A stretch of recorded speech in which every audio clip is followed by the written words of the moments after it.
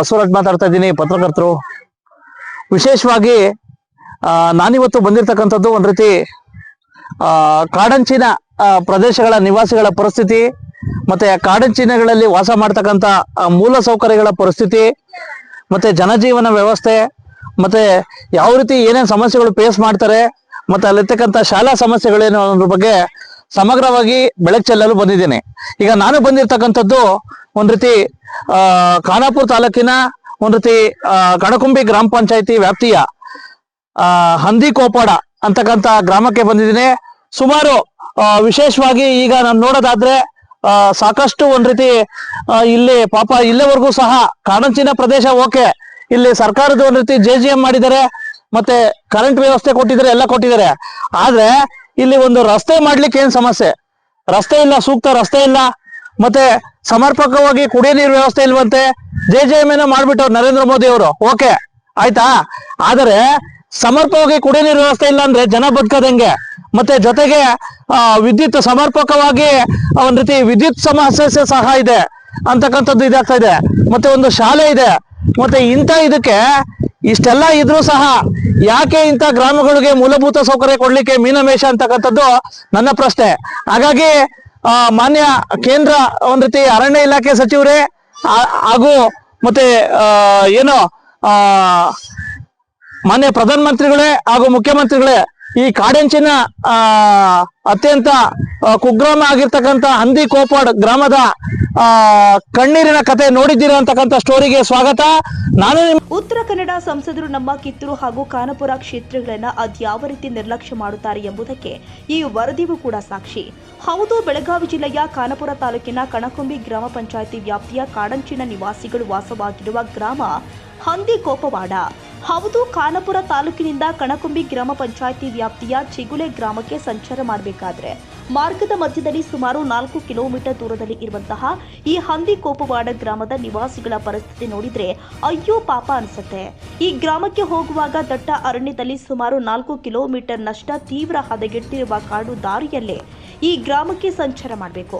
ಇನ್ನು ಈ ಗ್ರಾಮದಲ್ಲಿ ಅಂದಾಜು 100 ಕುಟುಂಬಗಳು ವಾಸವಾಗಿದ್ದು ಇಲ್ಲಿ ಸರ್ಕಾರಿ ಶಾಲೆ ಇದೆ. ಆದರೆ ಈ ಗ್ರಾಮದಲ್ಲಿ ಇಲ್ಲಿಯ ತನಕ ಕೂಡ ರಸ್ತೆಗಳೇ ಇಲ್ಲದಿರೋದು, ಕುಡಿಯುವ ನೀರಿನ ಸಮಸ್ಯೆ, ಹೀಗೆ ಹಲವು ಸವಾಲುಗಳ ಸಮಸ್ಯೆಗಳಿಗೆ ಸಿಲುಕಿರುವ ಈ ಗ್ರಾಮಕ್ಕೆ ಅಭಿವೃದ್ಧಿ ಕಾಯಕಲ್ಪವೇ ಮರೀಚಿಕೆಯಾಗಿದೆ. ಮತ್ತೊಂದು ಕಡೆ ಮಳೆಗಾಲದಲ್ಲಿ ಈ ಗ್ರಾಮದಲ್ಲಿ ನಿರಂತರ ಮಳೆ ಇರೋದ್ರಿಂದಾಗಿ ಇಲ್ಲಿ ಸಮರ್ಪಕವಾದ ರಸ್ತೆ ಇಲ್ಲದಿರೋದ್ರಿಂದ ಇಲ್ಲಿ ಯಾರು ಕೂಡ ಗ್ರಾಮದಿಂದ ಹೊರಗೆ ಹೋಗುವುದಿಲ್ಲವಂತೆ. ಇದರ ಜೊತೆಗೆ ಅನಾರೋಗ್ಯ ಮತ್ತು ಗರ್ಭಿಣಿ ಹೆಣ್ಣು ಮಕ್ಕಳ ಆಸ್ಪತ್ರೆಗೆ ತೆರಳಲು ತುಂಬಾನೇ ಹರಸಾಹಸ ಪಡಬೇಕಾಗುತ್ತೆ. ಇನ್ನು ಯಾವುದೇ ಅಭಿವೃದ್ಧಿ ಕೆಲಸಗಳಿಗೆ ಹಸ್ತಕ್ಷೇಪ ಮಾಡುವ ಅರಣ್ಯ ಇಲಾಖೆ ಸಿಬ್ಬಂದಿಗಳು ಇಲ್ಲಿ ಇದ್ದು ಇಲ್ಲದಂತಾದ ಕೇವಲ ಬಿಲ್ ತೆಗೆದುಕೊಂಡು ಹೋಗುವುದಕ್ಕೆ ಮಾತ್ರ ಜಲಜೀವನ್ ಮಿಷನ್ ಯೋಜನೆಯಡಿ ಮನೆ ಮನೆಗೆ ನಲ್ಲಿಗಳನ್ನ ಸ್ಥಾಪಿಸಿ PDO ಹಾಗೂ ಗುತ್ತಿಗೆದಾರರ ಜೊತೆ ಕೂಡಿ ಬಿಲ್ ತೆಗೆದುಕೊಂಡು ಹೋಗಿರೋದು ಬಿಟ್ರೆ ಮನೆ ಮನೆಗೆ ಮಾತ್ರ ನೀರು ಬರದೇ ಇರುವುದು ತುಂಬಾ ಬೇಜಾರಿನ ಸಂಗತಿಯಾಗಿದೆ. ಇನ್ನು ಮಾನ್ಯ ಸಂಸದರು ಆದ ವಿಶ್ವೇಶ್ವರ ಹೆಗಡೆ ಕಾಗೇರಿ ಅವರ ಗ್ರಾಮ ಕಾಗೇರಿಯಲ್ಲಿ ಕೇವಲ 20 ಮನೆಗಳು ಮಾತ್ರ ಇದ್ದು ಈ ಗ್ರಾಮವೂ ಸಹ ಕಾಡಂಚಿನ ಗ್ರಾಮವಾಗಿದ್ದು ಈ ಗ್ರಾಮಕ್ಕೆ ಅಗತ್ಯ ಸೌಲಭ್ಯಗಳು ಆದ ಹೈಟೆಕ್ ರಸ್ತೆ, ವಿದ್ಯುತ್ ಕಂಬ, ಕುಡಿಯುವ ನೀರು, ನೆಟ್ವರ್ಕ್ ಹೀಗೆ ಎಲ್ಲ ಸೌಲಭ್ಯಗಳನ್ನ ದೊರಕಿಸಿರುವ ಮಾನ್ಯ ಸಂಸದರು ಅವರ ಲೋಕಸಭಾ ಕ್ಷೇತ್ರದ ವ್ಯಾಪ್ತಿಯಲ್ಲಿ ಬರುವ ಖಾನಾಪುರ ತಾಲೂಕಿನ ಈ ರೀತಿಯ ಕಾಡಂಚಿನ ಗ್ರಾಮಗಳಿಗೆ ಇನ್ನೂ ಕನಿಷ್ಠ ಮತ್ತು ಇನ್ನೂ ಸೌಲಭ್ಯಗಳು ದೊರಕದೇ ಇರುವುದು ತುಂಬಾ ನೋವಿನ ಸಂಗತಿಯಾಗಿದೆ. ಆದ್ದರಿಂದ ನಮ್ಮ ನ್ಯೂಸ್ ಸಮೂಹದ ರಾಜ್ಯ ಉಪಸಂಪಾದಕ ಬಸವರಾಜ್ ಇಲ್ಲಿಗೆ ಭೇಟಿ ಕೊಟ್ಟು ಸಮಗ್ರವಾಗಿ ವರದಿ ತಯಾರಿಸಿ ಶಿರಸಿ ಭಾಗದ ಪತ್ರಕರ್ತರ ಅಭಿಪ್ರಾಯ ಸಂಗ್ರಹ ಮಾಡಿ ಬೆಳಕು ಚೆಲ್ಲುವ ಕೆಲಸ ಮಾಡಿದ್ದಾರೆ. ಕುಡಿಯೋ ನೀರು ಬರಲ್ಲ, ಇದೇ ಬೋರಿಂದ ಎಲ್ಲರೂ ಗ್ರಾಮಕ್ಕೆ ನೀರು ಆಯ್ತಾ. ಮತ್ತೆ ಜೊತೆಗೆ ಬರೀ ಇಲ್ಲಿ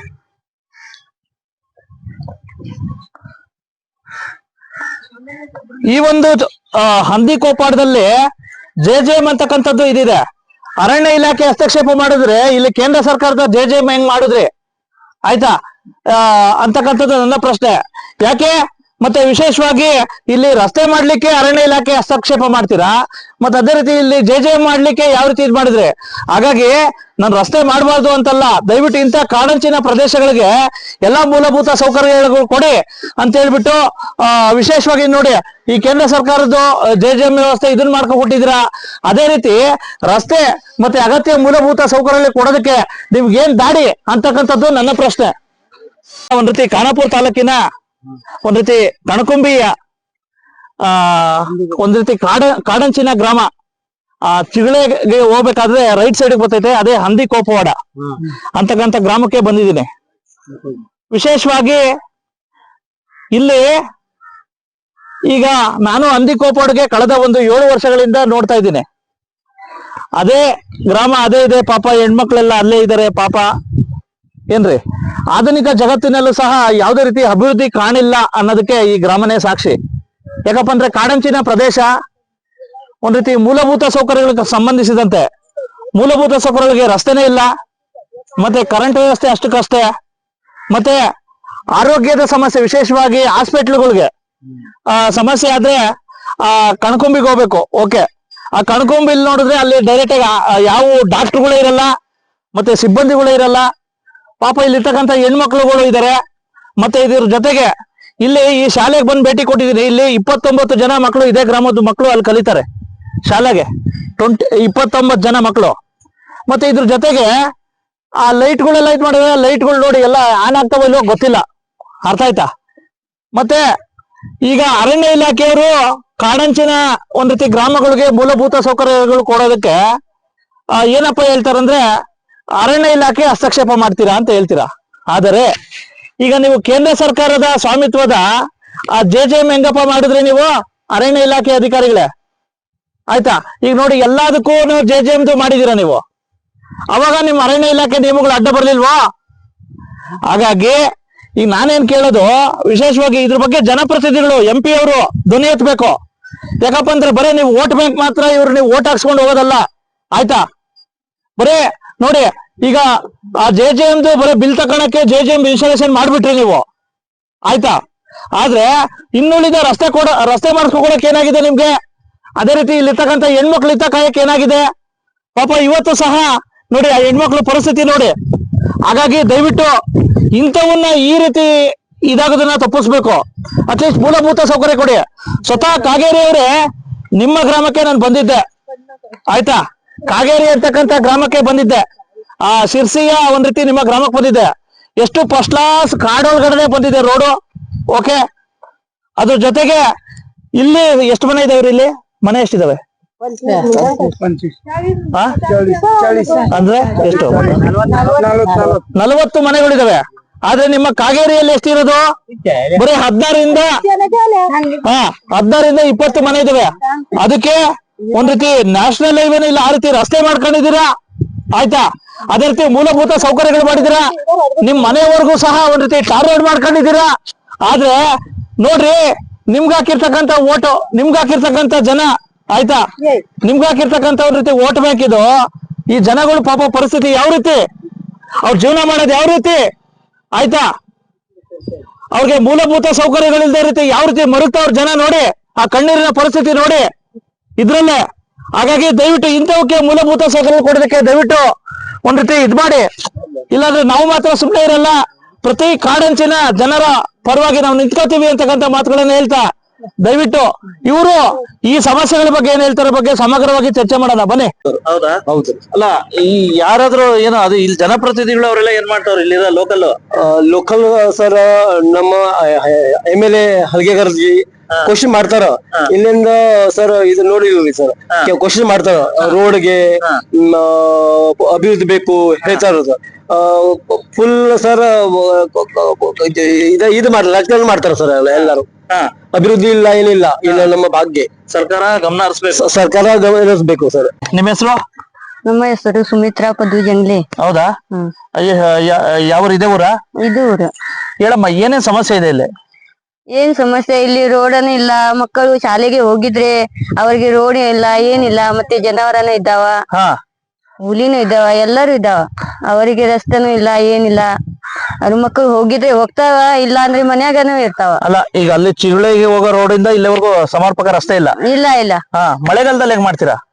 ಮಳೆಯಲ್ಲಿ ಹೋಗಿದ್ರೆ ಹೋಗ್ತಾರ, ಇಲ್ಲ ಅಂದ್ರೆ ನಡ್ಕೊಂಡು ಹೋಗ್ತಾವ. ಹೌದಾ? ಹೌದು. ಇಲ್ಲಿ ಮಳೆಗಾಲದಲ್ಲಂತೂ ಬಸ್ ಇದ್ ಬರಲ್ಲ. ಇಲ್ಲಿ ಬಸ್ ಇಲ್ಲಿ ಬರುದೇ ಇಲ್ಲ, ಬಸ್ ವ್ಯವಸ್ಥೆನೂ ಇಲ್ಲ. ಇಲ್ಲಿ ಬಸ್ಸನೂ ಇಲ್ಲ, ಮಕ್ಕಳಿಗೆ ಬಸ್ ಇಲ್ಲ, ಏನಿಲ್ಲ, ಯಾರು ಇಲ್ಲ. ಹಾಸ್ಪಿಟ್ಲಿಗೆ ಎಲ್ಲಿ ಹೋಗ್ತೀರಾ? ಹಾಸ್ಪಿಟಲ್ಗೆ ಹೋಗ್ಬೇಕು, ಆದ್ರೆ ಕನ್ಕುಬಿಗೆ ಹೋಗ್ಬೇಕು ನಮಗೆ. ಅಲ್ಲಿ ಡಾಕ್ಟರ್ಸ್ ಎಲ್ಲ ಇದಾರ? ಡಾಕ್ಟರ್ ಇದ್ದಾವ, ಸರ್ಕಾರಿ ಹಾಸ್ಪಿಟಲ್ ಇದ್ದಾವ. ಹೌದಾ? ಇಲ್ಲಿ ಟೀಚರ್ಸ್ ಇದಾರ ಸರ್ಕಾರಿ ಶಾಲೆಗೆ? ಟೀಚರ್ ಇದ್ದಾವ. ಹೌದಾ? ಅಲ್ಲ, ಏನೋ ಗೆಸ್ಟ್ ಇದಾರಂತಲ್ಲ, ಅತಿಥಿ ಶಿಕ್ಷಕರು? ಇಲ್ಲ. ಹೌದಾ? ಇನ್ನೇನೇನ್ ಸಮಸ್ಯೆ ಇದೆ? ಕುಡಿಯೋ ನೀರು? ಕುಡಿಯುವುದು ನೀರು ನಮ್ಗೆ ನೀರುನು ಸ್ವಲ್ಪ ಹೊತ್ತು ಈಗ ಬರುದಿಲ್ಲ. ಹಾ ಯಾವಾಗಾದ್ರೆ ಬಂದಿದ್ರೆ ಬರ್ತವೆ, ಕರೆಂಟ್ ಇದ್ರೆ ನೀರು ಬರ್ತಾವ. ಮತ್ತೆ ಇಲ್ಲಿ JJM ಮಾಡಿದ್ರಲ್ಲ, ಅದನ್ನು ನೀರು ಇಲ್ಲ ನಮ್ಗೆ. ನಳ ಕೊಟ್ಟಿದ್ದಾರೆ, ಹಾ ಅದಕ್ಕೆ ನೀರುನು ಇಲ್ಲ ನಮ್ಗೆ. ಒರೆ ಇದ್ ಮಾಡ್ಬಿಟ್ಟು ಬಿಲ್ ತಕೊಂಡ್ ಹೊರಟೋಗ್ಬಿಟ್ರು. ಹೌದು, ನಮ್ಗೆ ನೀರು ಮನೆಯಲ್ಲಿ ಯಾರಿಗೆ ನಳದಿಂದ ನೀರು ಬರುದಿಲ್ಲ ನಮ್ಗೆ. ಹೌದಾ? ಹೌದು. ಒಟ್ಟಾರೆ ಈ ಸಮಸ್ಯೆಗಳೆಲ್ಲ ಬಗೆಹರಿಬೇಕು. ಹೌದು, ನಮ್ಗೆ ಏನಿಲ್ಲ ಇಲ್ಲಿ सोय ಎಂತ ಇಲ್ಲ नमगे. हौदा? आपल्या गावची सोयच कुठलीच अजूनपर्यंत झालेली नाही. हा शिशी रोड नाही, गटार नाही, रोड नाही. हा 20-25 मुलं इथनं कणकुमीला जातात चालत. ओके बस नाही त्यांना. हा पावसाळ्यात आमची चालत जायची पण सोय होत नाही. ओके दोघांवर पाणी होते, गाडीची सोय होत नाही, हा मोटरसायकल सुद्धा जात नाही. हा आणि पाण्याची म्हटलं तर आता ह्याचं पाणी नुसतं मोटर जोडी सोडलेलं आहे. ओके टाकी नाही, स्टॉक पाणी राहत नाही. ओके ते आता पाणी बंद पडलं तर आम्हाला परत प्यायला पण पाणी नाही. ओके. 3 दिवस राहू दे, 4 दिवस राहू दे, हा. पण पाण्याची सोय नाही. हा शाळा आहे, अतिथी टीचर 2 आहेत. हा गव्हर्नमेंट मास्टर नाही. गवर्नमेंट नाही आहे. गव्हर्नमेंट नाही मास्टर, अच्छा क्या पिंड है? गव्हर्नमेंट मास्टर नाही. हा असे भरपूर व्यवस्था आम्हाला आजपर्यंत काहीच केलेलं नाही. हा फक्त ही लाईट आहे, एवढंच आहे म्हणायला, खांबे दिसतात एवढं. ಜನಪ್ರತಿನಿಧಿಗಳು MLA ಸರ್ ಏನ್ ಮಾಡ್ತಾ ಇದ್ದಾರೆ? एवढं आहे, एवढंच आहे. त्याची सोय म्हणून आजपर्यंत हा कुठला गटर केला, रोड केला, शिशी रोड सुद्धा नाही आमचा केला. ओके गटर मारून मारून पुटू घेऊन गेले 2 वेळा आहे. ओके पण आजपर्यंत शिशी रोड केला नाही किंवा गटर बांधले नाही. ओके यार फॉरेस्ट ಅವ್ರು ಅಬ್ಜೆಕ್ಷನ್ ಮಾಡ್ತಾರೆ? फॉरेस्टरने ऑब्जेक्शन हे रोड आम्हाला करून देण्यात आले. ओके फॉरेस्टर हा हे 1.5 किलोमीटर होते. हा फॉरेस्टर चिकुळाला तिकडे रोड गेला, हा हे 1.5 किलोमीटर रोड आमच्या घरापर्यंत होते. ओके तो फॉरेस्टर करून देईन. ओके कुठल्या आमदारकडे गेलो, अन्य कुणाकडे गेलो, त्यांनी सांगतात फॉरेस्ट खातं ऑब्जेक्शन द्यायला ते करून देईन. ಓಕೆ ಒಟ್ಟಾರೆ ಇವನ್ನೆಲ್ಲ ಸುಧಾರಣೆ ಮಾಡ್ಬೇಕು. ಹಾ वोट आम्हाला करून देण्यात आले. ओके आणि ಹೇಳಮ್ಮ. काय गाडी नाही, मोटर येत नाही, काय नाही आम्हाला.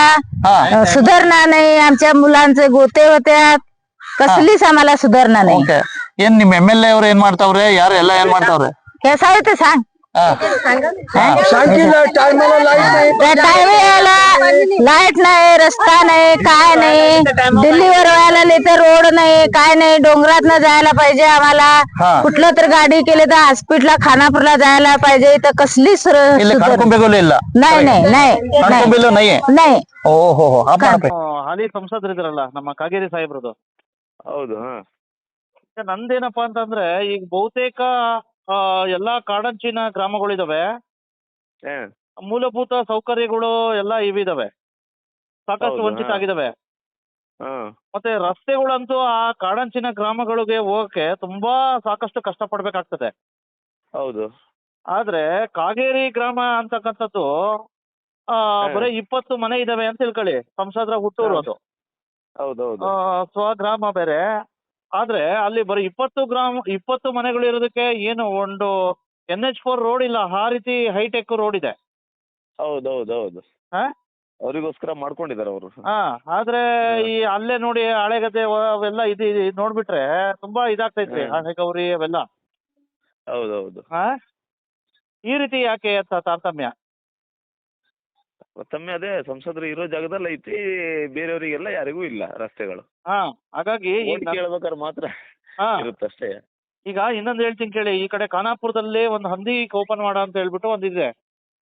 ಬಹುತೇಕ ಗ್ರಾಮಗಳು ಇವತ್ತಿಗೂ ಸಹ ಟಿಲ್ ಟುಡೇ ಸಾಕಷ್ಟು ಒಂದ್ ರೀತಿ ಸಮಸ್ಯೆಗಳಿದಾವೆ, ಮೂಲಭೂತ ಸೌಕರ್ಯಗಳಿಲ್ಲ.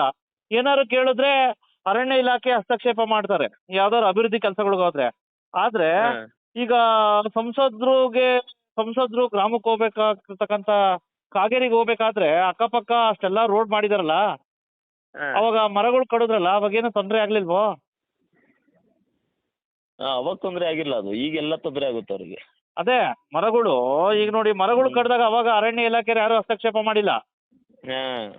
ಇವಾಗ ಇದಾಯ್ತು. ಹೇಳಿ ಸರ್ ನೀವೇ, ನೀವು ಸಹ ಆ ಕಡೆ ಭಾಗದ ಪತ್ರಕರ್ತರು. ಹೌದೌದು. ಈ ರೀತಿ ಯಾಕೆ ತಾರತಮ್ಯ? ಬರೇ ಒಬ್ಬ ಪ್ರಭಾವಿಗಳು, ಜನಪ್ರತಿನಿಧಿಗಳು ಊರಿಗೆ ಹೋಗ್ಬೇಕಾಗಿರ್ತಕ್ಕಂತ ಇವಾದ್ರೆ ಯಾವ ಅರಣ್ಯ ಇಲಾಖೆಯರು ಎಲ್ಲ ಸೈಲೆಂಟ್. ಆದ್ರೆ ಒಂದು ಜನಸಾಮಾನ್ಯರು, ಬಡವರು ವಾಸ ಮಾಡ್ತಕ್ಕಂತ ಗ್ರಾಮಗಳಿಗೆ ಹೋಗ್ಬೇಕಾದ್ರೆ ಅರಣ್ಯ ಇಲಾಖೆ ಬೇಗ ಹಸ್ತಕ್ಷೇಪ ಮಾಡೋದು. ಕರೆಕ್ಟ್. ಹಾಗಾಗಿ ನೋಡಿ, ಈಗ ನೀವು ಕಾಗೇರಿ ಗ್ರಾಮಕ್ಕೆ ಹೋಗಿದ್ದೀರಾ ನೀವು? ಹೌದು, ಹೋಗ್ತಾ ಇರ್ತೀವಿ ನಾವು. ಕಾಗೇರಿಗೆ ಹೋಗುವಾಗ ಎಷ್ಟು ರೋಡ್ ಹೆಂಗಾಗಿದೆ? ರೋಡ್ ಹೆಂಗಾಗಿದೆ ಅನ್ನೋದಕ್ಕಿಂತ ಈ ಗುಂಡಿ ತಂಡಿ ಆ ಏರುಪೇರು ಅದೆಲ್ಲ ಏನೂ ಇಲ್ಲ. ಒಂದು ಲೆವೆಲ್ ರೋಡ್ ಅಲ್ಲಿ ಹಾ ಅವ್ರ ಮನೆಗೆ ಹೋಗೋ ರೋಡ್ ಅಂದ್ಬಿಟ್ರೆ ಅವ್ರಿಗೆ ಒಂದ್ ಚೂರುನು ದಡ್ಕಿ ಆಗ್ಬಾರ್ದು ಅವ್ರಿಗೆ, ಆ ತರ ರೋಡ್ ಇದೆ ಅವ್ರದ್ದು. ಹಾ ಹಾಗಾಗಿ ನಂದೇನು ಓಕೆ ಅಭಿವೃದ್ಧಿ ಪಡಿಸ್ಕೊಳ್ಳಿ, ಕಾಗೇರಿ ಅಂತಕ್ಕಂಥದ್ದು ಗ್ರಾಮ ಓಕೆ ಅಭಿವೃದ್ಧಿ ಪಡಿಸ್ಕೊಳ್ಳಿ. ಅದೇ ರೀತಿ ಎಲ್ಲಾ ಗ್ರಾಮಗಳ್ನು ಅವ್ರು ವ್ಯಾಪ್ತಿಲಿ ಬರ್ತಕ್ಕಂಥ ಕೇಂದ್ರ ಸರ್ಕಾರದ ಅರಣ್ಯ ಇಲಾಖೆ ಮೇಲೆ ಒತ್ತಡ ಏರಿ ಅಭಿವೃದ್ಧಿ ಪಡಿಸೋದು ಇವ್ರ ಜವಾಬ್ದಾರಿ ಅಲ್ವಾ? ಹೌದು, ಅವ್ರಿಗೆ ಜವಾಬ್ದಾರಿ ಅನ್ನೋದಕ್ಕೆ ಅವ್ರು ಕಾಣ್ತಾರೆ ಇಲ್ಲಿ. ಯಾವ್ದಾರು ಒಬ್ರು ಜನಸಾಮಾನ್ಯರು ಅವ್ರಿಗೆ ಹೋಗಿ ಸಿಗ್ಬೇಕು ಅಂದ್ರೆ ನೋಡ್ಲಿಕ್ಕಿಲ್ಲ ಅವರು. ಅದೇ ಎಲೆಕ್ಷನ್ ಅಲ್ಲಿ ಮಾತ್ರ ಕಾಣೋದು ಬಿಟ್ರೆ ಎಲೆಕ್ಷನ್ ನಂತರ ಯಾರು ಕಾಣ್ತಾರ ಅವ್ರು? ಹಾಗಾಗಿ ಇಂಥವನ್ನ ಈ ರೀತಿ ತಾರತಮ್ಯ ಹೋಗ್ಬೇಕಾಗಿದೆ ಸರ್. ಯಾಕಪ್ಪ ಅಂತಂದ್ರೆ ನೋಡಿ ನನಗೆ ಭಾರಿ ಇದಾಯ್ತು ಸರ್, ಕೆಲವು ಕಡೆ ಕಾಡಂಚಿನ ಗ್ರಾಮಗಳ ನಿವಾಸಿಗಳದ್ದು ನಾನು ನ್ಯೂಸ್ ಧ್ವನಿ ಎತ್ತಲಿಕ್ಕೆ ಹೋಗಿರ್ತೀನಿ. ಈ ರೀತಿ ತಾರತಮ್ಯ ಬಿದ್ರೆ ಯಾವ ರೀತಿ ಹೇಳಿ ಸರ್ ನೀವೇ? ಅದೇ ಅದೇ ಅದೇ ಅದೇ ಅದಕ್ಕೋಸ್ಕರ ಎಲ್ಲಿದ್ದೀರಾ? ನಾನು ಇಲ್ಲಿ ಒಂದು ಗ್ರಾಮಕ್ಕೆ ಬಂದಿದ್ದೆ, ಕಾಡಂಚಿನ ಗ್ರಾಮಕ್ಕೆ ನ್ಯೂಸ್ ಮಾಡಕ್ಕೆ. ಹಾಗಾಗಿ ನಿಮ್ಮ ಅಭಿಪ್ರಾಯ ತಗೊಂಡು. ಓಕೆ ಸರ್, ಬನ್ನಿ ಸರ್ತಿ ಬನ್ನಿ ಒಂದ್ಸಲಿ. Okay sir. ಗೊತ್ತಾಯ್ತಲ್ಲ ಮಾನ್ಯ ಜನಪ್ರತಿನಿಧಿಗಳೇ, ಮಾನ್ಯ ಕೇಂದ್ರ ಸರ್ಕಾರ ರಾಜ್ಯ ಸರ್ಕಾರಕ್ಕೆ ಕೇಳಿಕ್ ಬಯಸ್ತೀನಿ, ನೀವು ಬರೇ ಈ ಜನದ್ದು ವೋಟ್ ಬ್ಯಾಂಕ್ ಮಾತ್ರ ನಂಬ್ಕೊಳ್ಳೋದಲ್ಲ, ಬರೇ ವೋಟ್ ಬ್ಯಾಂಕ್ ಮಾತ್ರ ಇವ್ರು ಸೀಮಿತ ಮಾಡ್ಕೊಳ್ಳೋದಲ್ಲ, ಬರೇ ಮತಗಳು ಮಾತ್ರ ಹಾಕ್ಸ್ಕೊಳ್ಳೋದಲ್ಲ. ದಯವಿಟ್ಟು ಆ MLA ಹೇಳ್ತೀನಿ, ಆ MP ಹೇಳ್ತೀನಿ, ಮತ್ತೆ ಎಲ್ಲಾ ಆ ಜನಪ್ರತಿನಿಧಿಗಳಿಗೆ ಹೇಳ್ತೀನಿ, ಇಂಥ ಕಾಡಂಚಿನ ನಿವಾಸಿಗಳ ಕಣ್ಣೀರು ಒರೆಸಿ ಮೂಲಭೂತ ಸೌಕರ್ಯ ದೊರಕಿಸ್ಕೊಡಿ. ಯಾಕಪ್ಪ ಅಂದ್ರೆ ಜನ ಇದ್ ಮಾಡ್ತಾರೆ, ಅದನ್ನ ಬಿಟ್ಟು ಎಲೆಕ್ಷನ್ ಟೈಮ್ ಬಂದ್ಬಿಟ್ಟು ವೋಟ್ ಹಾಕ್ಸ್ಕೊಂಡು ಹೋಗೋದಲ್ಲ. ದಯವಿಟ್ಟು ಇಂಥವಕ್ಕೆ ಆದಷ್ಟು ಮೂಲಭೂತ ಸೌಕರ್ಯ ದೊರಕಿಸಿ ಅಂತ ಹೇಳ್ಬಿಟ್ಟು ಈ ವರದಿನ ಮುಗಿಸ್ತಾ ಇದ್ದೀನಿ. ನಮಸ್ಕಾರ, ಥ್ಯಾಂಕ್ ಯು.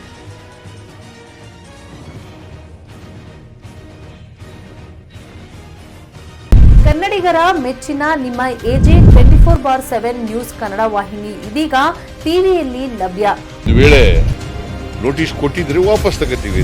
ಇವತ್ತು ವಕ್ಫ್ ಪ್ರಾಪರ್ಟಿ ಅಂತೇಳಿ ಬರ್ತದೆ ಅಂತ ಹೇಳಿದ್ರೆ ರೈತರು ಬೀದಿಗೆ ಬಂದ್ರೆ ಏನ್ ಮಾಡ್ಬೇಕಾಗತ್ತೆ? ಯಾರು ವೋಟ್ ಹಾಕಿಲ್ಲ ಅಂದ್ರೆ ಗ್ಯಾರಂಟಿನೆಲ್ಲ ಸ್ಟಾಪ್ ಮಾಡ್ಬಿಡ್ತೀವಿ.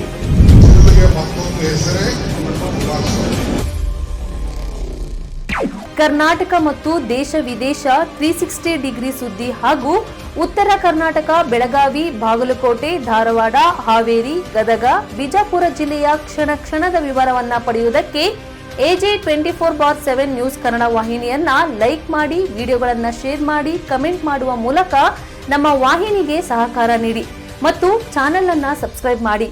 ಧನ್ಯವಾದಗಳು.